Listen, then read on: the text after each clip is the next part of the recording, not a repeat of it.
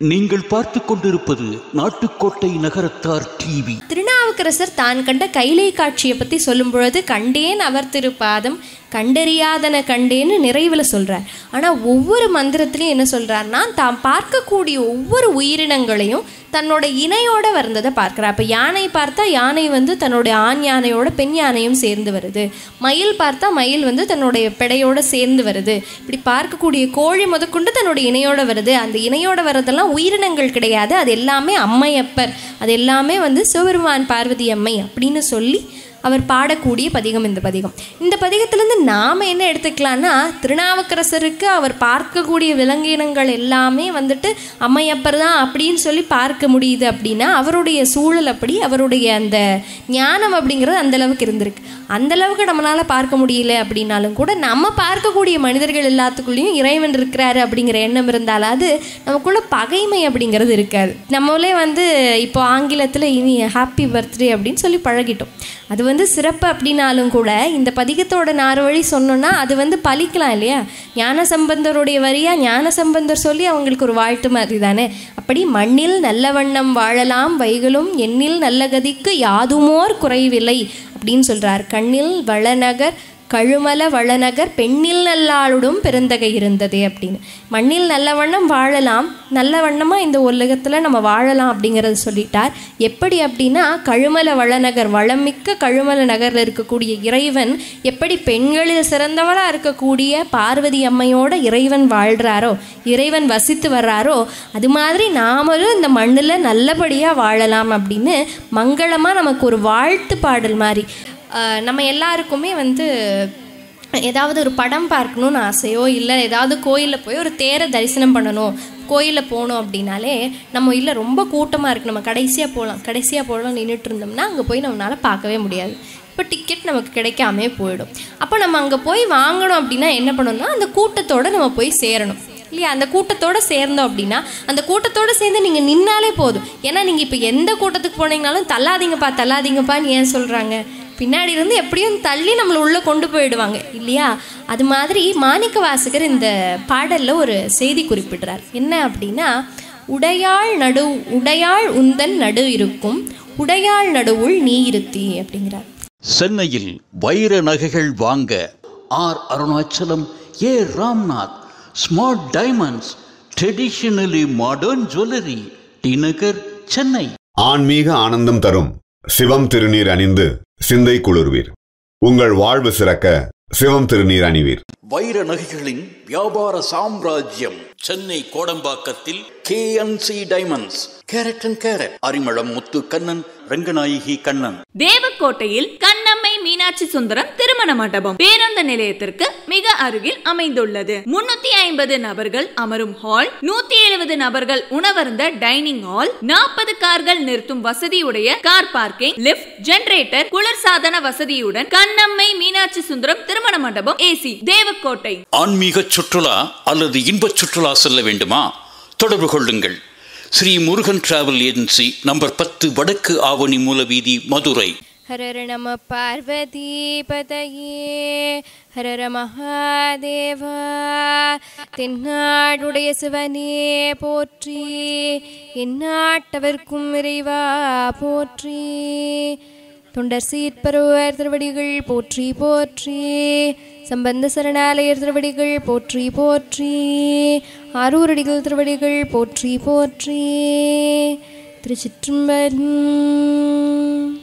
முன்னவனே முன்னின்றால் முடியாத பொருளதோ, தேவாரம் உழவாரம் அது நம் வாழ்வின் ஆதாரம். அடியார் பெருமக்கள் அனைவருக்கும் ஷஷ்டி அப்தி பூர்த்தி காண்ட இருவருக்கும் என்னுடைய வாழ்த்துக்கள். சொல்ல வயதில்லாததுனால அவங்கள வணங்கி அவங்களுடைய ஆசீர்வாதத்தோடையும் திருவருளோடையும் குருவருளோடையும் இன்றைக்கான அந்த தலைப்புக்குள்ளே சென்று சில திருமுறை மந்திரங்களை அடியனுக்கு தெரிந்த வகையில் பாட அதை எல்லாரும் கேட்டுக்கணும்னு கேட்டுட்டு தொடங்குறேன்.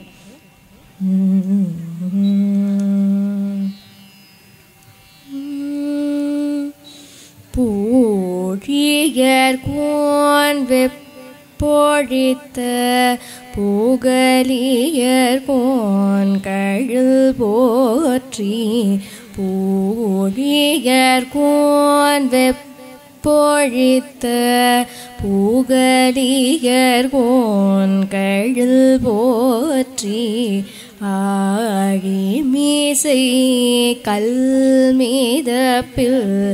அணைந்த பிரான் அடியே போற்றி ஊழியர்கோன்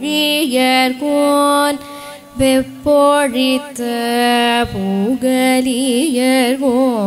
கழில் போற்றி ஆழிமீசை கல்மீதப்பில் அணைந்த பிரான் அடியே போற்றி வாழி திருநாவலூர்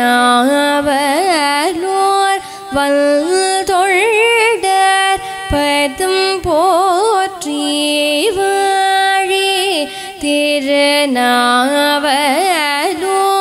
வல்தொண்டர் பதம் போற்றி ஊழிமலி திருவாத ஊரர் திருத்தாள் போற்றி ஊழிமலி திருவாத ஊரர் திருத்தாள் போற்றி பிடியதன் ஒரு ஊமை குழமிகு கரியது வடி கொடு தனதடி வழிபடும் அவரிடர் கடிகணபதி வர அருளினல் மிக கொடை வடிவினற்பயில் வலிவல முறையிறகியன் கட்டும் பலி பெற்றவள் பங்கினன் தென்கடம்பை திருக்கர கோயிலான் தன் கடன் அடியேனையும் தாங்குதல் என் கடன் பணி செய்து கிடப்பதே தன் கடன் அடியேனையும் தாங்குதல் என் கடன் பணி செய்து கிடப்பதே சமர சூரபன் மாவை தடிந்தவர் குமரன் தாதைனர் கோழம்பமேவிய அமரர் கோவிலு கண்புடை தொண்டர்கள் அமரலோகமதாளுடையார்களே அமரர்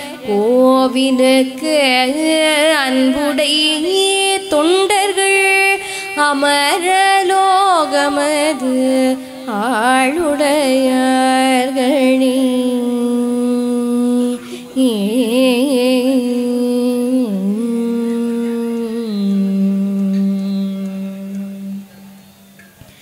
முதல்ல தொடங்கி பார்க்கும் பொழுது இப்போது ஐயா அறிமுகம் சொல்லும் பொழுது சொன்னாங்க இல்லையா, 18,000க்கு மேலே பாடல்கள் பாடியிருக்காங்கன்னு ரொம்ப பெருமையாக சொன்னாங்க. ஐயாவுக்கு நன்றிகள் சொல்லணும். அந்த திருமுறைகள் அப்படின்னா என்னன்னு பார்த்தோம்னா, சைவ திருமுறைகள்ங்கிறது சிவபெருமானை சார்ந்த சிவபெருமானை பற்றி பாடக்கூடிய பாடல்கள், அருளாளர்கள் அருளி செய்த பாடல்கள். உண்மையை சொல்லணும்னா இந்த இடத்துல பேசுகிறதுக்கு அடியனுக்கு கிடைச்ச பாக்கியம்னு சொல்லணும். ஏன்னா எங்களுடைய வகுப்புகள் எல்லாம் அடிக்கடி ஐயா சொல்கிறது என்னென்னா, செட்டிநாட்டை பொறுத்தவரை சைவம் தழைந்து ஓங்கி வளர்ந்த ஒரு நாடு, அந்த இடம் அப்படியே இருக்கும், இன்னும் சைவம் அப்படியே இருக்குன்னு சொல்லுவாங்க. அதை நேற்று வரும்பொழுது உங்களுடைய அந்த வீட்டமைப்பு அதெல்லாம் நேற்று ஐயாவனுடைய வீட்டில் தங்கியிருக்கும்போது ஐயா காட்டும்போது அவ்வளோ சந்தோஷமாக இருந்தது அதெல்லாம் பார்க்குறதுக்கு. ஏன்னா இந்த காலத்தில் அந்த மாதிரி வீடுகள் இல்லை, அதை விட ஒரே இடத்துல இருந்திருக்காங்களா அப்படிங்கிறதே இந்த காலத்தில் அப்படி இல்லை. அப்போ அதெல்லாம் பார்க்கும்பொழுது ரொம்ப மகிழ்ச்சியாக இருந்தது. அப்படி இருக்கும் பொழுது இந்த சைவத்தினுடைய தொடக்கமாக பார்த்தோம்னா, இந்த 12 திருமுறைகளோட தொடக்கம் யாருடைய தொடக்கம்னா, திருஞான சம்பந்த பெருமான் அப்படிங்கிறவருடைய தொடக்கம். அவர் சீர்காழி அப்படிங்கிற ஊரில் சிவபாத இருதயருக்கும் பகவதி அம்மைக்கும் பகனா பிறக்கிறார். அதாவது அவரை தொட்டு தொடர்ந்தது தான் அந்த 12 திருமுறைகளும். ஏன்னா முதல் திருமுறையில் முதல் பதிகம் அருளியது. அப்போ அதிலிருந்து தொடர்ந்து 12 முறை வரைக்கும் இருக்குது. அது கால அடிப்படையில் பார்க்கும் பொழுது முன்னாடி காரைக்கால் அம்மையார் வந்தாங்க அப்படிங்கிறதெல்லாம் இருந்தாலும் முதல் திருமுறை அருளியது திருஞான சம்பந்தர். இப்போ திருஞான சம்பந்தர்னா யார் அப்படிங்கிறத பார்த்துட்டு ஒவ்வொரு பதியமாக நம்ம பார்த்துட்டு போவோம். ஏன்னா ஐயா சொக்கலிங்க ஐயா பேசும்பொழுது என்ன சொன்னாங்க அப்படின்னா, ஐயா தொடர்ந்து பல காலமாக விண்ணப்பம் பண்ணிகிட்ருக்கிறாரு சில பதியங்களை. அந்த பதியங்களுக்கெல்லாம் என்ன பயன்னு சொல்லி ஒரு புத்தகம் எனக்கு கிடைச்சதை வச்சு நான் படிச்சுட்ருக்கேன். அதே மாதிரி எங்களுடைய மக்களுக்கும் ஒவ்வொரு பதிகத்தை நீங்கள் சொல்லும் பொழுதும் அந்த பதிகத்தை சும்மா பாடாமல் அதனுடைய சிறப்பு என்ன, அதை பாடினா என்ன கிடைக்குங்கிற அந்த பலன்களெல்லாம் நீங்கள் சொல்லி பாடணும்னு கிட்டத்தட்ட 1.5 மாதத்துக்கு முன்னாடி ஃபோன் பேசும்பொழுது அதே தான் சொன்னார். நேற்று வந்த உடனே நேற்று சாயந்தரமும் அதே தான் சொன்னார். அப்போ அந்த பயன்களை சொல்லி சில பதியங்களை நம்ம பார்க்கலாம். முதல்ல திருஞான சம்பந்தர் அப்படிங்கிறவர் யாருன்னா, சைவ சமய குறவர் 4 பேரில் ஒருத்தர். அவர் அவருடைய படங்கள்லாம் பார்த்தோம்னா நம்மளுடைய சிவன் ஆலயங்கள் எல்லாத்துலேயுமே 4 பெருமக்கள் இருப்பாங்க. அதுலேயே ரொம்ப இளமையானவராக இருக்கிறவர் திருஞான சம்பந்தர். அவர் சீர்காழி அப்படிங்கிற ஊரில் சிவபாத இருதயருக்கும் பகவதி அம்மைக்கும் மகனாக பிறக்கிறார், ஒரு வேதியர் குலத்தில். அப்போ பிறந்திருக்கிற அவர் வளர்ந்துட்டே வரும்பொழுது ஒரு 3 வயசு ஆகுது அவருக்கு. 3 வயசு ஆன சமயத்தில் அவருடைய அப்பா அவர் வேதியர் குலத்தில் பிறந்ததுனால அவர் காலையில் எந்திரிச்சு தினமும் அங்கே கோயிலுக்கு போய் அங்கே இருக்கிற குளக்கரையில் குளிச்சுட்டு அவங்க செய்யக்கூடிய அந்த அகமர்ஷண பூஜையெல்லாம் செஞ்சுட்டு வருவார். அப்போ இப்படி இவருக்கு ஒரு 3 வயசு இருக்கும் பொழுது நான் அகமர்ஷண பூஜை செய்யலான்னு நான் கோயிலுக்கு போகிறேன்னு சீர்காழி தோணியப்பர் ஆலயத்துக்கு, இப்போ வரைக்கும் அந்த ஆலயம் அங்கே இருக்குது, குளமும் இருக்குது, அந்த குளத்தில் போய் நான் குளிச்சுட்டு வரேன் அப்படின்னு அவங்க மனைவியிட்ட சொல்லிட்டு கிளம்புறாங்க. இப்போ 3 வயசு குழந்தை தானே, உடனே நானும் கண்டிப்பாக வருவேன்னு ஒரே அடம்பிடிக்க ஆரம்பிச்சிடுறார் ஞான சம்பந்தர். இப்போ சரி குழந்தை அடம் பிடிக்கிறாரு, அழ வைக்க வேண்டாம், சரி கூட்டிகிட்டு போயிடலான்னு சொல்லிட்டு சிவபாத இருதயர் என்ன பண்ணுறாரு, குழந்தைய கூட்டிகிட்டு போயிடுறார். அங்கே அவர் குளத்தில் குளிக்கணும் இல்லையா, குழந்தைய குளிக்க வைக்க முடியாதுன்னு சொல்லிட்டு குளக்கரையிலேயே அவரை உட்கார வச்சுட்டு குளத்துக்குள்ளே போய் இவர் அகமர்ஷண பூஜைக்காக மூக்க அடித்து உள்ள மூழ்கி குளிக்கிறார். அப்போ அப்பாவை காணோம் அப்படின்னு குழந்தைக்கு தெரிஞ்ச உடனே அம்மே அப்பா அம்மே அப்பான்னு அழத் தொடங்கிடுறாங்க ஞான சம்பந்தர். ஆனால் அழுதவர் இந்த இடத்துல தான் ஞான சம்பந்தர் நம்ம மாதிரி ஒரு மனிதராக இல்லாமல் ஞான குழந்தையாக இருக்கிறாருங்கிறத காட்டுறார். என்ன பண்ணுறாருன்னா, அப்பாவை காண குளத்துக்குள்ளே தான் அப்பா போனாங்கன்னு பார்த்து 3 வயசு குழந்தையாக இருந்தாலும் குளத்தை பார்த்து அழுகாமல் தோணியப்பர் ஆலய கோபுரத்தில் இருக்கக்கூடிய சுதை சிற்பங்களை எல்லாத்தையும் பார்த்து அம்மையப்பருடைய சிற்பங்களை எல்லாம் பார்த்து கையை காட்டி அம்மே அப்பா அம்மே அப்பான்னு அழத் தொடங்கிடுறார் ஞான சம்பந்தர். இப்போ இந்த 3 வயசு குழந்தை அழுகுது. அப்போ தான் இறைவனும் இறைவியும் சேர்ந்து அருள் செய்கிறாங்க. என்ன செய்கிறாங்க அப்படின்னா, 2 பேரும் இறங்கி காளை வாகனத்து மேலே ஏறி வந்துடுறாங்க. இப்போ திருஞான சம்பந்த பெருமானுக்கு காளை வாகனத்தில் 3 வயசுலேயே காட்சி கொடுக்குறாங்க 2 பேரும். காட்சி கொடுத்துட்டு சிவன் சொல்கிறார், ஈஸ்வரன் சொல்கிறார், நீ போய் அவருக்கு ஞானப்பால் ஊட்டு அப்படின்னு. பார்வதி அம்மை ஞானப்பாலை தங்க கிண்ணத்தில் எடுத்துகிட்டு திருஞான சம்பந்தருக்கு ஞானப்பால் ஊட்டுறாங்க. இப்படி ஞானப்பால் ஊட்டி முடித்த உடனே குழந்தை சிரிக்குது. அப்பாவை காணலை அப்படிங்கிற அந்த தவிப்பு அழுகையெல்லாம் நின்று போயிடுது. ஆனந்த கண்ணீர் வர ஆரம்பிச்சிடுது அவங்க 2 பேர்த்தையும் பார்த்ததில். இப்போ 2 பேரும் மறைந்து போயிடுறாங்க. 2 பேரும் அருள் செஞ்சுட்டு மறைஞ்சிடுறாங்க. அந்த சமயத்தில் பார்த்தோம் அப்படின்னா குளத்தில் குளிச்சுட்டு இருந்த சிவபாத இருதயர் எந்திரிச்சு வந்துடுறார். பார்த்தா இப்படி குழந்தை பால் குடிச்சிருக்கு அப்படிங்கிற சுவடு அதனுடைய வாயிலேயே தெரியுது. யாரோ ஒருத்தர் கொடுத்து ஏதோ ஒன்று சாப்பிட்டுட்டா, இப்போ வரைக்குமே குழந்தைங்க ஏதாவது வாயில் வச்சுட்டா என்னென்னு அம்மாவுக்கு தெரியாமல் எதையும் குழந்தைக்கு கொடுக்கக்கூடாதுங்கிறது இருக்கு இல்லையா, என்ன சாப்பிட்டாலும் என்னென்னு குழந்தைகிட்ட கேட்குறது உண்டு. அப்போ உடனே அவங்க அப்பா பதறி சிவபாத இருதயர் என்ன பண்ணுறார், யார் கொடுத்த எச்சி பாலை நீ குடிச்ச அப்படின்னு சொல்லி பதறிடுறார். பக்கத்தில் இருக்கிற சின்ன குச்சி எடுத்து ஓங்கி அடிக்க போய் யார் கொடுத்த பாலை நீ குடிச்ச அப்படிங்கிறார். இப்போ குடித்தது ஞானப்பால் இல்லையா, அவருக்கு இந்த உலகத்தில் இருக்கக்கூடிய பரஞானம் அபரஞானம் எல்லாம் கிடச்சிருச்சுங்கிறதுக்கு சான்றா முதல்ல அவர் முதல் பதிகத்தை பாடுறார். எல்லாருக்கும் தெரிஞ்ச பதிகமாகவே அவர் முதல்ல அருளி செய்த பதிகம் அது. இது குருவருள் கிடைக்கிற பதிவங்கட்டும் இல்லாமல் நம்ம பார்க்கும் பொழுது நம்மளுடைய சாமி சொல்லும் பொழுது கூட நிறைய சொன்னாங்க, அவங்கக்கிட்ட நம்ம போய் ஆசீர்வாதம் வாங்கி நமக்கு இதெல்லாம் வேணும்னு கேட்டோம் அப்படின்னா மணமக்களாக இருந்து அவங்க வாழ்த்தும் பொழுது அதெல்லாம் நமக்கு நடக்கும் அப்படின்னு. அம்மையப்பராக இருந்து வாழ்த்து திருஞான சம்பந்தருக்கு ஞானப்பால் கொடுத்ததன் விளைவாக தான் அவர் இந்த பதிகத்தை பாடியிருக்கிறதுனால இது நமக்கு அருளை முற்றிலுமாக அருளை கொடுக்கக்கூடிய பதிகமாக இந்த பதிகம் அமைஞ்சிருக்கு.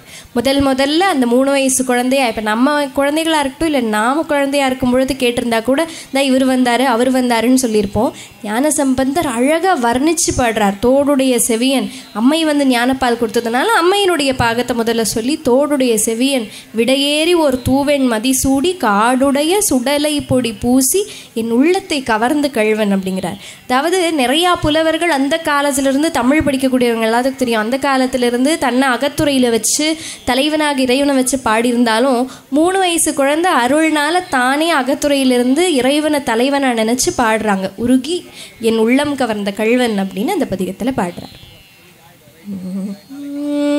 தோடுடைய செவியன் விடையேறியோர் தூவெண் மதிசூடி காடுடைய சுடலை பொடி பூசியின் உள்ளம் கவர் கள்வன் ஏடுடைய மலரான் முன்னை நாட்பணிந்தேத்த அருள் செய்த பீடுடைய பிரமாபுரமேவிய பெம்மானிவனன்றி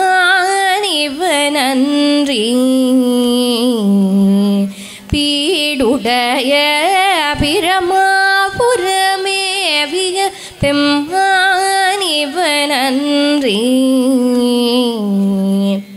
அருணெறிய மறைவல்ல முனியகன் பொய்கை அலர்மேய பெருநெறிய பிரமாபுரமேவிய பெம்மானிவன் தன்னை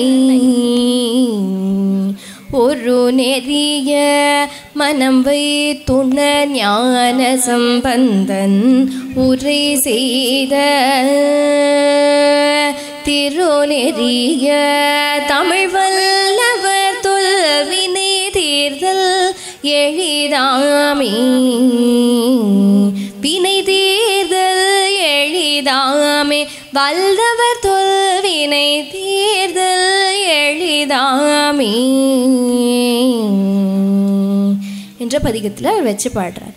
இப்படி திருஞான சம்பந்த பெருமான் சைவ குழந்தையாக வளர்ந்து வர்றார். நிறைய தலங்களுக்கு போய் தரிசனம் பண்ணிட்டு வர்றார். இவருடைய இந்த முதல் சரித்திரத்து மூலமாக, முதல் பதிகம் மூலமாகவே நமக்கு என்ன தெரியுது அப்படின்னா, நம்ம இறைவன் அப்படிங்கிறவர் ஒரு மிகப்பெரிய ஆற்றல். அவரை போய் நம்மளால் தரிசிக்க முடியாது.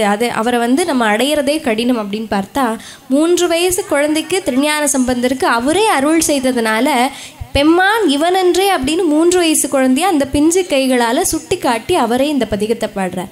அதாவது எப்படி மாணிக்க வாசகர் அவன் அருளாலே அவன் தாழ் வணங்கின்னு சொல்கிறாரோ, அப்படி அவருடைய அருளால் தான் இப்போ நம்ம செய்யக்கூடிய எல்லா நிகழ்வுகளும் நடக்கும் பொழுது ஞானசம்பந்த பெருமானுக்கும் அப்படி அவருடைய அருளாலே அருள் கிடைச்சி நிறைய இடத்துல போய் பதிகம் பாடிட்டே வந்துட்டுருக்கிறார்.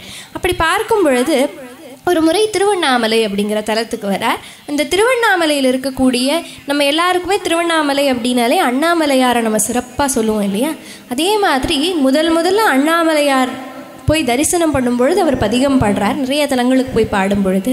ஆனால் இந்த பதிகத்துக்கு என்ன சிறப்பு அப்படின்னு பார்த்தோம்னா, எல்லா தலங்களில் பாடும் பொழுதும் அந்த தலங்களில் இருக்கக்கூடிய அம்மையையும் அப்பனையும் சேர்த்து தான் பாடுவார். ஆனால் பதிக தொடக்கத்தில் பாட ஆரம்பிச்சுட்டு பதிகத்தில் நடுவில் வரும்பொழுது அம்மையை குறிப்பிட்டு பாடுவார். ஆனால் இந்த பதிகத்தில் சிறப்பாக முதல்ல தொடங்கும் பொழுதே, அங்கே நம்ம எல்லாம் இப்போ திருவண்ணாமலை அப்படிங்கிற ஊரை சொன்னாலே அண்ணாமலையாரு நாம் சொல்லுவோம். ஆனால் ஞானசம்பந்தர் இந்த பதிகத்தில் தொடங்கும் பொழுதே உண்ணாமலை உமையாளோடும் உடனாகிய ஒருவன்னு தொடங்குறார். அங்கே இருக்கக்கூடிய அம்மையை சிறப்பிச்சுட்டு அப்பனை சிறப்பிச்சு பாடுறார். அதாவது ஏன் இந்த திருஞான சம்பந்த பெருமானுடைய பதியங்களை எல்லாம் பார்க்கும் பொழுது என்னுடைய தலைப்பு கொடுக்கும் பொழுது மண்ணில் நல்ல வண்ணம் வாழலாம் அப்படிங்கிற தலைப்பு கொடுத்தோம். அதற்கு காரணமே என்ன அப்படின்னா, திருஞான சம்பந்த பெருமான் ஒவ்வொரு தலத்திலையும் போகிறார், இறைவனை பார்த்து தரிசனம் பண்ணுறார், இறைவனை பற்றி சொல்கிறார். இப்போ வரைக்கும் அந்த ஊருக்கு போனால், இப்போ கூட காலையில் உங்களுடைய அந்த முருகப்பெருமானுடைய கோயிலுக்கு போயிட்டு வந்தோம், அருமையாக இருந்தது. அப்போ ஒவ்வொரு கோயிலுக்கும் நம்ம போகும் பொழுது அந்த காலத்தில் அப்படி சொல்லியிருக்காங்க, சாமி இன்னும் அப்படியே தான் இருப்பார். அப்போ சாமி அந்த காலத்தில் அப்படி இருந்திருக்கார், இப்போ அப்படி இருக்கிறார் அப்படின்னு. ஆனால் நமக்கு நம்ம மனிதர்களாக அந்த காலத்தில் வாழ்ந்த மனிதர்களுக்கும் இப்போ நம்ம வாழ்கிறவங்களுக்கும் நிறைய வித்தியாசம் இருக்கும் இல்லையா? அப்போ இப்போ இந்த சமயத்தில் இங்கெல்லாம் வயல்கள் இருக்குது அப்படின்னு சொன்னால் தான், அந்த காலத்தில் வயல்கள் இருந்திருக்கு அந்த காலத்தில். அப்போ எப்படி மனிதர்கள் எல்லாம் வாழ்ந்தாங்க அப்படின்னு பார்த்தோம்னா, திருஞான சம்பந்தர் தன்னுடைய எல்லா பதியங்களையும் கண்டிப்பாக ஒரு மந்திரத்திலையாவது என்ன சொல்கிறார் அப்படின்னா, ஆடவர்களும் நிறையா பதியங்களில், எல்லா பதியங்களையும் சொல்லுவாருன்னு இல்லை, சில ஊர்களில் இருக்கக்கூடிய பதியங்களில் ஆடவரும் அவங்களுடைய மனையாரும் சேர்ந்து பல ஆண்டுகளாக தரிசனம் பண்ண கோயில் அப்படின்னு பதிவு பண்ணியிருப்பார். எங்களுடைய ஐயா இதற்குரிய பாடங்களை எல்லாம் எடுக்கும் பொழுது அந்த பாடலுடைய பொருள் சொல்லும் பொழுதுலாம் என்ன சொல்லுவாங்க அப்படின்னா, அங்கே பெண்கள் மகிழ்ச்சியோடு இருந்தாங்க அப்படிங்கிற செய்தி அந்த பதிகத்தில் வந்திருந்தாலோ, இல்லை ஆண்களும் பெண்களும் சேர்ந்து வழிபாடு பண்ணாங்கங்கிற செய்தி இருந்திருந்தாலும், அந்த ஊரில் எல்லாம் அறம் சிறப்பாக இருந்தது அப்படிங்கிறது திருஞான சம்பந்தர் சம்பந்தர் சொல்கிறார் அப்படின்னு. அப்போ அறம் சிறப்பாக இருந்தது அப்படிங்கிறது அந்த காலத்தில் நம்ம வந்து இப்போ பார்த்து தெரிஞ்சுக்கிறது. அவங்க 2 பேரும் இப்போ நம்ம பார்க்குறோம் இல்லையா, இவ்வளோ வருடம் வாழ்ந்திருக்காங்க, இப்போ அவங்களுக்காக சஷ்டி அப்த பூர்த்தி வச்சுருக்கோம், அவங்க அறம் இவ்வளோ நாள் சிறப்பிச்சிருக்காங்க, இனியும் சிறப்பிப்பாங்க, நம்ம அவங்ககிட்ட ஆசீர்வாதம் வாங்குகிறோம். அது மாதிரி ஞான சம்பந்தர் எல்லா பதியங்களையும், பெரும்பான்மையான பதியங்களில் அந்த ஊர்க்கார மக்கள் எல்லாம் அறத்தோடையும் இருந்திருக்கிறாங்க, அருள் இல்லாமல் அறத்தோடையும் இருந்திருக்காங்கங்கிறத நிறைய பதியங்களில் குறிப்பிட்டு வர்றாரு. அதையும் ஒவ்வொன்றா பார்க்கும்.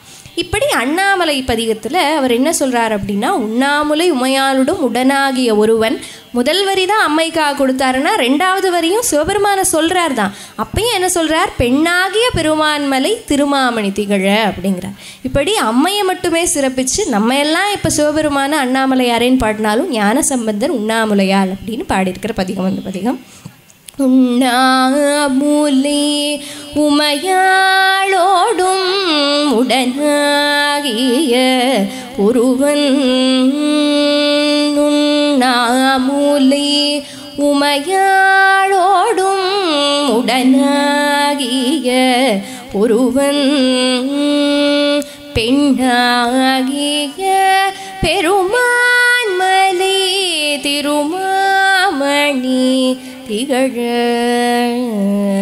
மண்ணாந்தன அருவி திரமழலி மூழவு அதிரும், அண்ணாமலி தொழுவார் வினை வழுவாவண்ணம் அருமே, அண்ணாமலி தொழுவார் வினை வழுவாவண்ணம் அருமே, தெம்புந்திய கதிரோனோழி விலகும் வீரி சாரல், அம்புந்தி மூயையில் ஏதவ அண்ணாமலை அதனை, கொம்புந்துவ குயிலாலுவ குளிர்காழியுள் ஞான,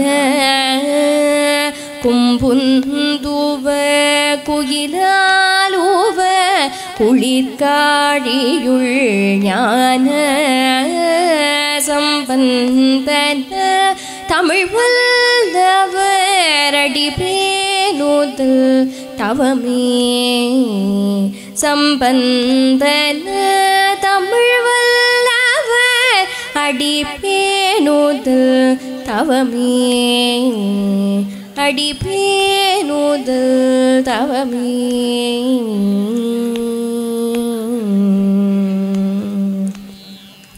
என்ற பதிகம். அடுத்ததாக பார்த்தோம்னா திருஞான சம்பந்த பெருமான் பாடிய திருப்பதிகம் திருவெண்காடு அப்படிங்கிற தலத்தில் பாடிய பதிகம். இந்த பதிகம் அமைந்திருக்கக்கூடிய பண் சீகாமரம், ராகம் நாதநாமக்ரியா, கண்காட்டு நுதலானும் அப்படின்னு தொடங்கக்கூடிய பதிகம். இந்த பதிகத்துக்குரிய சிறப்பு என்ன அப்படின்னு பார்த்தோம்னா, திருமணம் நடந்ததுக்கப்புறமா பிள்ளை பேருக்காக பார்த்துட்ருப்பாங்க இல்லையா, அப்படி பிள்ளை பேர் பார்க்குறவங்களுக்கு இந்த பதிகத்தை பாடி தொடர்ந்து விண்ணப்பம் பண்ணிட்டு வரும்பொழுது பிள்ளை பேர் கிடைக்கும் அப்படிங்கிறது இந்த பதிகத்தோட சிறப்பு. சரி, அது எல்லாரும் சொல்கிறாங்க அப்படிங்கிறது மாதிரி இல்லாமல் அதற்கான பிரமாணத்தையும் திருஞான சம்பந்த பெருமானே இந்த பதிகத்தில் இருக்கக்கூடிய 2வது மந்திரத்தில் சொல்கிறார். என்ன சொல்கிறார் அப்படின்னா, பேயடையா பிரிவெய்தும் பிள்ளையினோடு உள்ள நினைவு ஆயினவே வரம் தருவார் ஐயுற வேண்டாவாம் அப்படிங்கிறார். அதாவது நம்ம எல்லாரும் இந்த உடம்பு வச்சுருக்கோம், இங்கே உயிர் வாழ்ந்துட்டுருக்கோம். நமக்கு திருமணம் நடந்ததுக்கப்புறமா 2 பேராக இருப்போம். அப்படி 2 பேர் ஆனதுக்கப்புறமும் நமக்கு பிள்ளை கிடைத்து நம்ம 3 பேர் ஆனாலும் கூட போய் நம்ம இறைவனை வழிபடுவோம். அப்படி வழிபடுவோமா அப்படிங்கிற சந்தேகம் உங்களுக்கு கொஞ்சம் கூட வேண்டாம். கண்டிப்பாக இறைவன் உங்களுக்கு எல்லா வகையான நலத்தையும் கொடுப்பார். அதைத்தான் ஐயுற வேண்டாவாம் அப்படிங்கிறார். கொஞ்சம் கூட சந்தேகமே இல்லாமல் இந்த பதிகங்களை எல்லாம் பாடினோம் அப்படின்னா நிச்சயமாக நமக்கு ஏற்கக்கூடிய அந்த விண்ணப்பம் கிடைக்கும் அப்படிங்கிறது இந்த பதிகத்துடைய சாரம். கண்காட்டு நூதலானும் கண்ணல் காட்டும் கையானும், கண்காட்டு நூதலானும் கண்ணல் காட்டு கையானும், பெண் காட்டும் உருவானும், பெண் காட்டும் உருவானும்,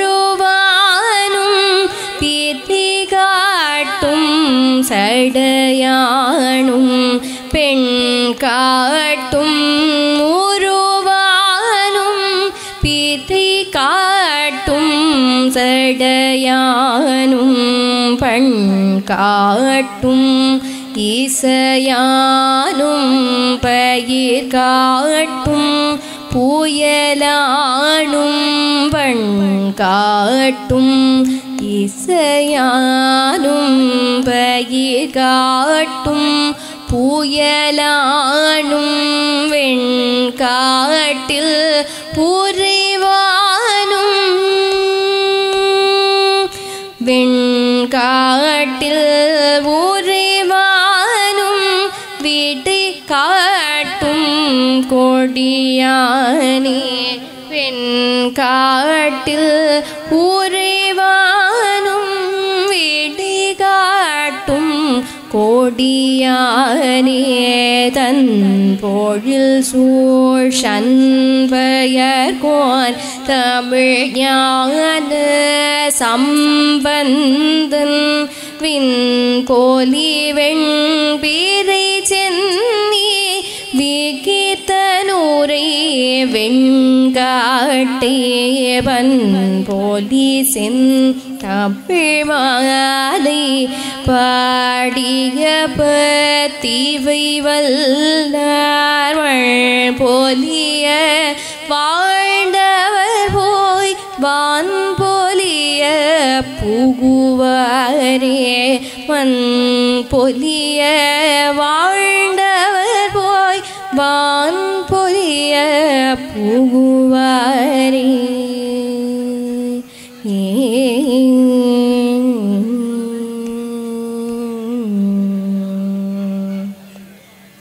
என்ற பதிகம்.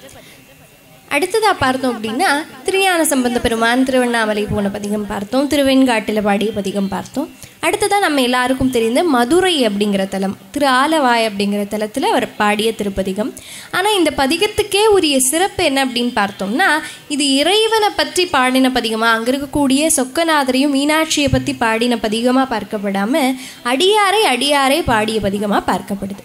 அந்த அடியாருடைய பேரை சொல்லும் பொழுது அவருடைய பேரே மங்கையர்க்கரசி. இந்த உலகத்தில் இருக்கக்கூடிய எல்லா மங்கையராக இருக்கக்கூடிய எல்லாருக்குமே அரசியாக விளங்கியவங்க, அதன்படியே வாழ்ந்தவங்க.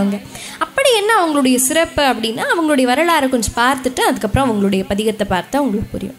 அதாவது மங்கையர்க்கரசியார் பிறந்தது ஒரு சோழ நாட்டில், சோழ இளவரசியாக அவங்க பிறக்கிறாங்க. ஆனால் அவங்க மணந்து கொண்டது ஒரு பாண்டிய அரசனை. அப்போ பாண்டிய இளவரசரை மணந்துக்கிறாங்க. மணக்கும் பொழுது அந்த பாண்டிய அரசன் அந்த காலத்தில் இருந்த அந்த சைவம் சமணம் அப்படிங்கிற அந்த தடங்களை மாதிரி இந்த சைவ சமயம், அதாவது பாண்டிய நாடு எப்படி உங்களுடைய நாடை சொல்லும்போது செட்டி நாடு எப்படி சிறப்புற்று விளங்குச்சோ, அதே மாதிரி பாண்டிய நாடும் ஒரு காலத்தில் சைவத்தில் சிறப்புற்று விளங்குற நாடு தான் இப்போ வரைக்கும் சிறந்திருக்கு. ஆனால் அந்த சமயத்தில் எப்படி பனி மூடுமோ அது மாதிரி அந்த காலத்தில் சமண சமயம் சூழ்ந்ததுனால அந்த பாண்டிய இளவரசன் சமண சமயம் சார்ந்திருந்தார். ஆனால் இவங்க ஒரு மிகப்பெரிய சைவர், சிவபெருமான தினமும் வழிபடக்கூடியவங்களாக இருந்தாங்க மங்கையர்க்கரசியார். ஆனால் திருமணம் பண்ணிட்டு போயாச்சு. திருமணம் பண்ணிட்டு போயிட்டாலே, இப்போ கூட அம்மாட்ட நான் கேட்டுட்டு இருந்தேன், திருமணம் பண்ணிட்டு போயிட்டாலே கணவர் என்ன சொல்கிறாரோ அதுதான் கேட்கணுங்கிறது தான் முறை. அப்போ அவருடைய நெறிப்படி தானே வாழணும். ஆனால் இவங்க சைவம் பின்பற்றவங்க, சைவத்தை வழிபாடு செய்யணும். சமணர்கள் என்ன அப்படின்னு பார்த்தோம்னா, சமணர்களுக்கு அம்மாலாம் சிரிக்கிறாங்க, சமணர்களை பொறுத்தவரை என்ன அப்படின்னா, அவங்களுக்கு விபூதி வச்சிருக்கிறவங்கள பார்த்தாலே கண்டு முட்டு அப்படின்னு சொல்லுவாங்க. அதே மாதிரி விபூதிங்கிற பேச்சு கேட்டுட்டாலே, சிவன் பற்றி ஏதாவது கேட்டாலே கேட்டு முட்டுன்னு சொல்லுவாங்க. அந்த காலத்தில் அப்படி இருந்தாங்க. அப்போ அப்படி இருக்கும் பொழுது தன்னுடைய வீட்டிலேயே ஒரு மனைவி இப்படி சைவராக இருந்து விபூதி வச்சுக்க முடியுமா? வச்சுக்க முடியாதே. இப்போ என்ன பண்ணுவாங்கன்னா, மறைவாக அவங்களுக்கு தெரியாமல் விபூதி வச்சுக்குவாங்களாம். அவங்களுக்கு தெரியாமல் வழிபாடு போய் மதுரையில் கோயிலில், இப்போல்லாம் மதுரை கோயிலில் போனால் 5 மணி நேரம் நின்னா தான் பார்க்க முடியுமா? அப்போது அந்த சமயத்தில் சொக்கநாதர் மட்டும்தான் இருப்பாருங்களாமா, யாருமே இருக்க மாட்டாங்க. மங்கையர்க்கரசியார் அதே மாதிரி அவங்களுடைய அரசவையிலிருந்து ஒரே ஒரு அமைச்சர் குலச்சிறையார்னு சொல்லிட்டு, அவங்க 2 பேர் மட்டும்தான் சிவனை வழிபடுறவங்களாம் அந்த காலத்தில் இருந்திருக்காங்க. அவங்க 2 பேரும் போய் அவருக்கு தெரியாமல், ராஜாவுக்கு தெரியாமல் வழிபாடு பண்ணிட்டு வந்துடுவாங்களாம்.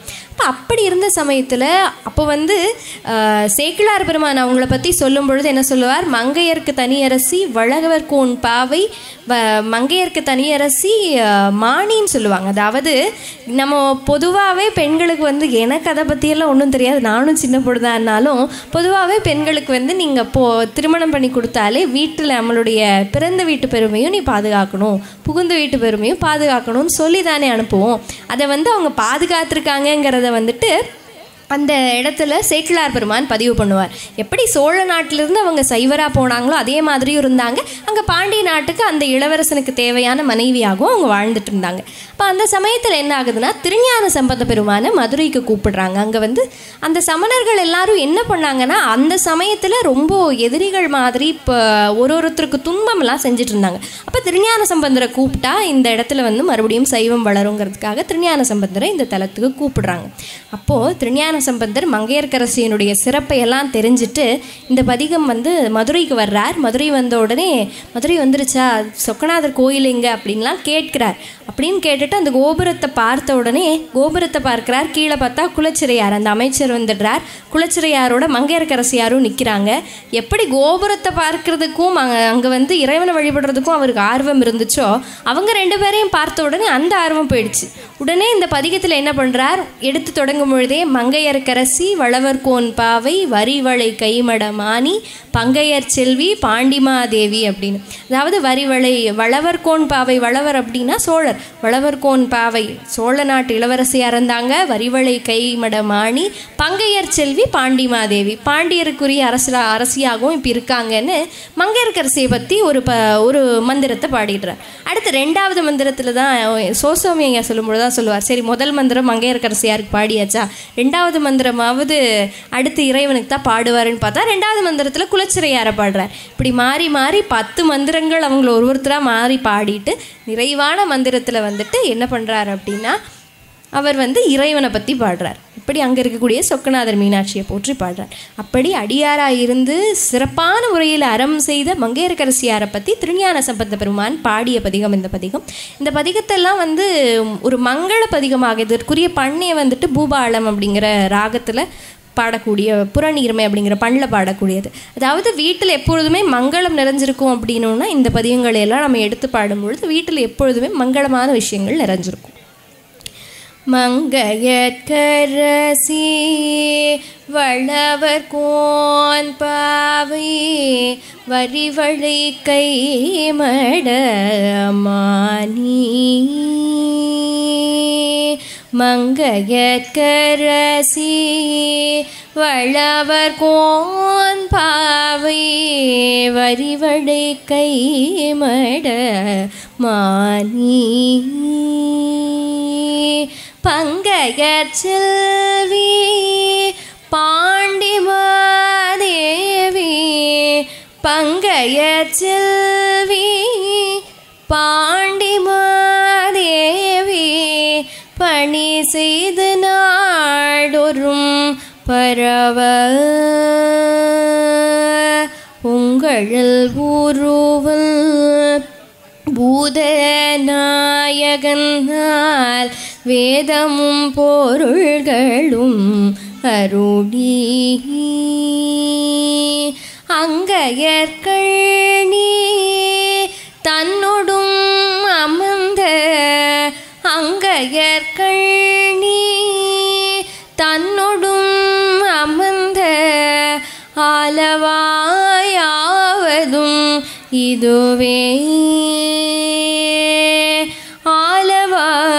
ஆலவாயாவதும் இதுவே பன்னலம் புணரும் பாண்டிமாதேவி குலச்சிறியேனும் இவர் பணியும் அண்ணலம் பெருசீர் ஆலவாயீசன் திருவட்டியாங்கவை போற்றி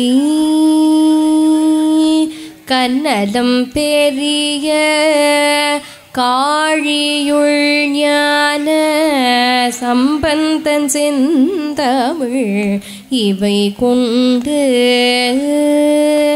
இன்னலம் பாட வல்லாரிமையோர் ஏத்தவேற்றிருப்பவரினிதே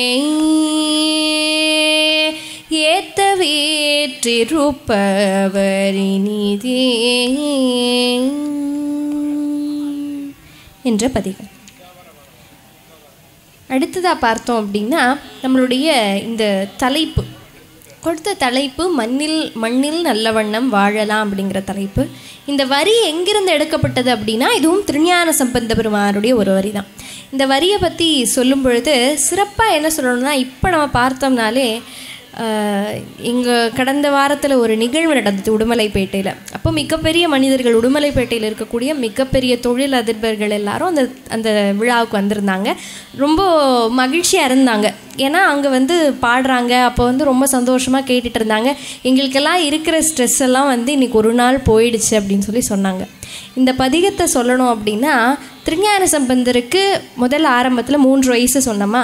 இந்த பதிகம் அவருடைய நிறைவு காலத்தில் கொஞ்ச நாள் முன்னாடி பாடியிருப்பார். அப்போ அவருக்கு ஒரு 15-16 வயது இருக்கலாம்.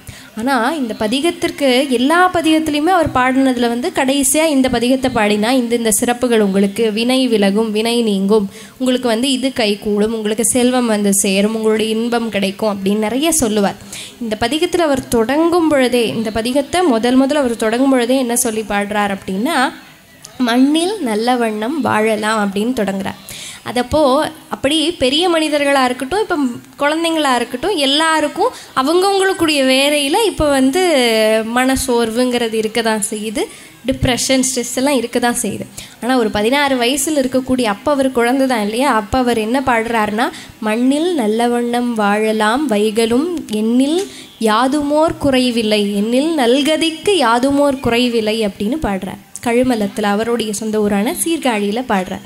பாடும் பொழுதே இப்படி பாடினால இந்த பதிகத்தையே ஒரு முழுமையாக மங்கள வடிவமுடைய பதிகமாக எடுத்துக்குவாங்க. நம்மளுடைய சாமி பாடும்பொழுதும் நீங்கள் கவனிச்சிருந்தீங்கன்னா தெரியும், மண்ணில் நல்ல வண்ணம் வாழலாம் சொன்னாங்க. உங்களுக்கு தெரிந்த ஏதாவது ஒரு பாடலை பாடுங்கும் பொழுது மண்ணில் நல்ல வண்ணம் சொல்லலாம். எங்களுடைய ஐயா தான் சொல்லுவார், யாருக்காவது பிறந்த நாள்னு வந்தால் அப்படின்னா பெரியவங்களாக இருக்கிறவங்க வாழ்த்துவாங்க. நம்மளே இப்போ ஆங்கிலத்தில் இனி ஹாப்பி பர்த்டே அப்படின்னு சொல்லி பழகிட்டோம். அது சிறப்பு அப்படின்னாலும் கூட இந்த பதிகத்தோட 4 வழி சொன்னோன்னா அது பலிக்கலாம் இல்லையா. ஞானசம்பந்தருடைய வரியா ஞானசம்பந்தர் சொல்லி அவங்களுக்கு ஒரு வாழ்த்து மாதிரி தானே. அப்படி மண்ணில் நல்ல வண்ணம் வாழலாம் வைகளும் எண்ணில் நல்ல கதிக்கு யாதுமோர் குறைவில்லை அப்படின்னு சொல்கிறார். கண்ணில் வளநகர் கழுமல வளநகர் பெண்ணில் நல்லாளுடும் பெருந்தகை இருந்ததே அப்படின்னு. மண்ணில் நல்ல வண்ணம் வாழலாம், நல்ல வண்ணமாக இந்த உலகத்தில் நம்ம வாழலாம் அப்படிங்கிறத சொல்லிட்டார். எப்படி அப்படின்னா, கழுமல வளநகர், வளமிக்க கழுமல நகரில் இருக்கக்கூடிய இறைவன் எப்படி பெண்களில் சிறந்தவளாக இருக்கக்கூடிய பார்வதி அம்மையோட இறைவன் வாழ்கிறாரோ, இறைவன் வசித்து வர்றாரோ, அது மாதிரி நாமளும் இந்த மண்ணில் நல்லபடியாக வாழலாம் அப்படின்னு மங்களமாக நமக்கு ஒரு வாழ்த்து பாடல் மாதிரி. எல்லா பாடல்களையும் இதையெல்லாம் சொல்கிறவங்க தீவினை விலகுவங்களாக இருப்பாங்க, இதையெல்லாம் சொன்னீங்கன்னா உங்களுக்கு தீவினை விலகும்னு சொல்லுவார். ஆனால் ஞான சம்பந்தர் இதில் இந்த தேற்றம்னு சொல்லுவாங்க. ரொம்ப உறுதியாக உங்களுக்கு நீங்கள் மண்ணில் நல்லபடியாக வாழ்வீங்க, போயிட்டு வாங்க அப்படின்னு சொல்கிற மாதிரி தேற்றமாக இந்த பதிகத்தில் சொல்லியிருக்கிறதுனால நம்ம எப்படி நம்மளுடைய மணமக்களாக இருக்கக்கூடிய அவங்க 2 பேரும் எப்படி 60 ஆண்டு காலங்கள் வாழ்ந்திருக்காங்களோ அது மாதிரி நம்மளுடைய சாமி சொல்லும்பொழுது இன்னும் பல ஆண்டு காலங்கள் அவங்க தொடர்ந்து 90 நிறைய சொன்னாங்க இல்லையா. அது மாதிரி எல்லா வகையான வளங்களும் அவங்க இல்லாமல் அவங்களுடைய அருளால் நாமளும் பெறணும் அப்படிங்கிற விண்ணப்பத்தோடு இந்த பதிகத்தை நம்ம பாடலாம். மண்ணில் நல்ல வண்ணம் வாழலாம் வைகளும் எண்ணில் நல்ல கதிக்கு யாதுமோர் குறைவில்லை. மண்ணில் நல்ல வண்ணம் வாழலாம் வைகளும் எண்ணில் நல்ல கதிக்கு யாதுமோர் குறைவில்லை. கண்ணில் நல்லகு தோறும் கழுமல வளநகர் பெண்ணில் நல்லாளோடும் பெருந்தகை இருந்ததே பெண்ணில் நல்லாளோடும் பெருந்தகை இருந்ததே கருந்தடம் தேன் நல்க கழுமல வளநக பெருந்தடங்கொங்கையோடு இருந்தயம் பிராந்தனை அருந்தமிழ் ஞான சம்பந்தன செந்தமிழ் விரும்புவார் அவர்கள் போய் விண்ணுலகு ஆழ்வரே விரும்புவார் அவர்கள் போய் விண்ணுலகு ஆழ்வரே என்ற பதியம். இப்படி திருஞான சம்பந்த பெருமான் நிறைய வகையான பதியங்களில் மங்களம் நிறையட்டும் அப்படின்னு நமக்கு அருளாசி செய்கிறதாக நிறைய பதியங்களை அருளி செய்திருக்கிறார். அப்படி பார்க்கும் பொழுது எல்லா வகையான பதிகங்களுமே ஞானசம்பந்தருடைய பாடல்கள் எடுத்துக்கும் பொழுது நமக்கு 3 திருமுறைகளில் நிறையா பாடல்கள் இருக்குது. 4000 மேற்பட்ட பாடல்கள் இருக்குது. நமக்கு கிடைச்சது 1000க்கு மேற்பட்ட பாடல்கள். அப்போது அந்த பாடல்களில் இதுதான் சிறப்பானது அதுதான் சிறப்பானதுன்னு கிடையாது. எல்லா பாடல்களும் எல்லா பதியங்களும் சிறப்பானது தான். அதே இந்த குறிப்பிட்ட பதியங்கள் எல்லாம் அதில் இருக்கக்கூடிய பொருள் சாரம் நமக்கு ஏற்றதாக இருக்குது, நமக்கு வேண்டியதாக இருக்குங்கிறதுனால எல்லா வகையான பதியங்களையும் நம்ம எடுத்து பாடலாம். அடுத்ததாக இதே மாதிரி பார்த்தோம்னா திருநாவுக்கரசு பெருமான். திருநாவுக்கரசு பெருமான் யார் அப்படின்னு பார்த்தோம்னா சைவ சமய குரவர் 4 பேரில் இப்படி ஞானசம்பந்தர் ஒருத்தரோ அது மாதிரி திருநாவுக்கரசரும் ஒருத்தர். அவருடைய வாழ்க்கை வரலாற்றை பார்க்கும் பொழுது அவரோட சூழல் காரணமாக நம்ம எப்படி மங்கையர்க்கரசியாருடைய கணவனாராக இருந்தவர் அவர் எப்படி சமணம் சார்ந்தாரோ அதே மாதிரி நாவுக்கரச பெருமானும் தன்னுடைய அக்காவோடு சேர்ந்துருக்காங்க திலகவதியார்னு. ஆனால் அந்த சமயத்தில் என்ன ஆகுதுன்னா சில காரணங்களால் சமணம் சார்றாரு, மறுபடியும் சமணத்திலிருந்து மீண்டு வந்து சைவத்திற்கு வந்துடுறார். அவருடைய பதிகங்கள்லேயே இப்போ பாடக்கக்கூடிய இந்த பதிகம் மாதர் பிறைக்கண்ணி யானை அப்படிங்கிற பதிகம் ஒரு சிறப்புடைய பதிகம். ஏன் அப்படின்னு பார்த்தோம்னா இவர் தன்னுடைய நிறைவு காலங்களில் கண்டிப்பாக கைலாயத்திற்கு நாம் போய் தரிசனம் பண்ணிடணும் அப்படிங்கிற ஒரு விண்ணப்பத்தோடு இருக்கிறார், தீர்க்கமாக இருக்கிறார். இப்போ கைலாயத்தை அவர் தரிசனம் பண்ணிடலான்னு போகிற சமயத்தில் என்ன ஆகுதுன்னா அவர் இப்படி சமணம் மாதிரி மறுபடியும் சைவம் இதுக்கெல்லாம் ரொம்ப காலம் ஆகிடுது, அவருக்கு ரொம்ப வயதாகிடுது, ஒரு 60-70க்கு மேலே ஆகிடுது. அந்த சமயத்தில் அவர் கைலாய மலையை ஏற முயற்சி பண்ணுறார். இப்போ முயற்சி பண்ணும்பொழுது நடந்து போகிறார், கால்கள் எல்லாம் தேஞ்சு போகுது. அந்த காலத்தில் வண்டி எங்கே, இப்போ கால்களெல்லாம் தேஞ்சு போகுது. அடுத்ததாக முட்டியை வச்சு ஊர்ந்து போக பார்க்குறார், முற்றி எலும்புகளெல்லாம் தேய்ந்து போகுது. அவருடைய கை கால்கள் எல்லாமே தேய்ந்து போகுது. கடைசியாக நெஞ்சால் ஊர்ந்து போக முயற்சி பண்ணுறார். நெஞ்செலும்பு முதற்கொண்டு எல்லாம் தேய்ந்துட்டுருக்கிற சமயத்தில் சிவபெருமான் ரொம்ப விளையாட்டுக்காரர். அப்போ அந்த சமயத்தில் என்ன பண்ணுறார், ஒரு விளையாட்டுக்காரரை என்ன பண்ணுறாருன்னா ஒரு ஆசிரியராக சத்தம் கேட்காமல் ஒரு மனிதர் மாதிரி உருவம் எடுத்து வந்துட்டு என்ன சொல்கிறார் அப்படின்னா, கைலாய மலையெல்லாம் மனுஷங்க ஏறக்கூடிய மலையாப்பா, அது இவ்வளோ வயசான காலத்தில் இந்த மலையெல்லாம் ஏறிட்டு இருப்பாங்களா, நீ திரும்பிப்போ உன்னாலெல்லாம் இந்த மலை ஏற முடியாதுன்னு சொல்லி ஒரு வாலிபனாக சொல்கிறார். அப்பயும் திருநாவுக்கரசர் என்ன சொல்கிறாருன்னா அந்த காலத்தில் இருந்த மனிதர்களுக்கு அந்தளவுக்கு உரைப்பு இப்போ வரைக்கும் இல்லைனா கூட அந்த காலத்தில் இருந்தவங்களுக்கு இருந்திருக்குங்கிறது இதுக்கெல்லாம் எடுத்துக்காட்டு.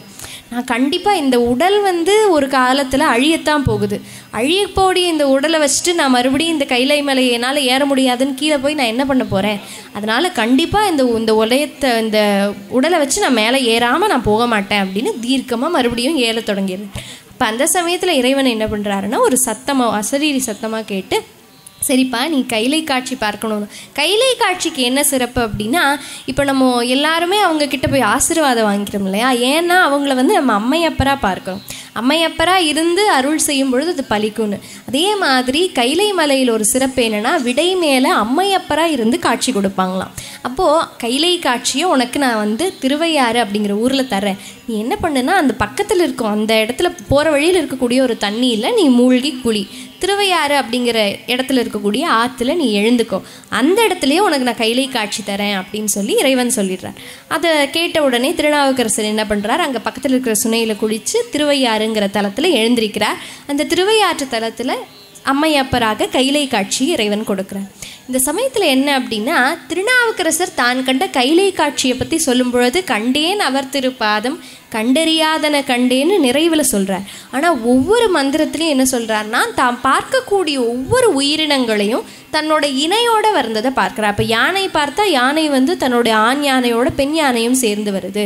மயில் பார்த்தா மயில் தன்னுடைய பெடையோட சேர்ந்து வருது. இப்படி பார்க்கக்கூடிய கோழி முதற்கொண்டு தன்னோட இணையோட வருது. அந்த இணையோட வர்றதெல்லாம் உயிரினங்கள் கிடையாது, அது எல்லாமே அம்மையப்பர், அது எல்லாமே சிவபெருமான் பார்வதி அம்மை அப்படின்னு சொல்லி அவர் பாடக்கூடிய பதிகம் இந்த பதிகம்.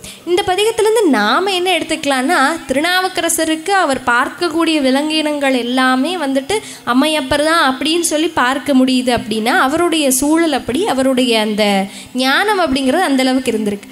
அந்தளவுக்கு நம்மளால் பார்க்க முடியல அப்படின்னாலும் கூட நம்ம பார்க்கக்கூடிய மனிதர்கள் எல்லாத்துக்குள்ளேயும் இறைவன் இருக்கிறாரு அப்படிங்கிற எண்ணம் இருந்தாலாவது நமக்குள்ள பகைமை அப்படிங்கிறது இருக்காது. நம்ம பார்க்கக்கூடிய மனிதர்கள் எல்லாத்துக்குள்ளேயும் கண்டிப்பாக இறைவன் ஒரு பங்கில் இருக்காருன்னா, அப்போ இறைவன் தான் இதையும் நடத்துகிறாரு, இறைவன் தான் அவங்களையும் இப்படி பேச வைக்கிறாரு அப்படிங்கிற எண்ணம் நமக்கு வந்துருச்சுன்னா ஒருத்தரையும் நம்ம பகைமையோடு பார்க்க மாட்டோம். அப்படிங்கிறது தான் நாவுக்கரசர் இந்த பதிகத்திலிருந்து நமக்கு கொடுக்கக்கூடிய செய்தி.